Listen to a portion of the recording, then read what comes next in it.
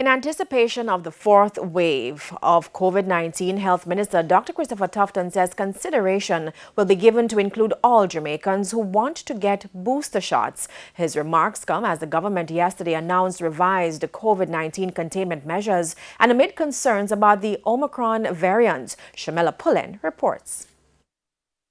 The Ministry of Health says it's in preparation mode for the fourth wave of COVID-19. The urgency comes as more cases of the Omicron variant are being discovered across the world. While symptoms associated with the new variant are mild, experts say it is more transmissible than even the deadly Delta strain. Health Minister Dr. Christopher Tufton says the ministry has been making plans to ensure the impact is not as devastating as the previous waves. We are preparing our hospital in terms of building out new capacity, building a new field hospital in Savlamar, preparing ourselves in terms of whatever equipment will be needed, PPEs and so on. We had a good supply of ventilators in the early stages. Those continue to work. I think we have over 100. We hope that we don't need more than that. To date, we have not done badly in that where it is demanded, we've been able to provide. The issue has always been the oxygen. And we have been having discussions with the sole supplier. We had gotten some mobile portable units. So we think we are more prepared now for the fourth wave as it relates to oxygen than we were before. The Ministry of Health shifted its policy regarding booster shots. It has expanded the eligibility requirement to include persons 60 years and older, as well as healthcare workers. As for other groups, an announcement will be made soon.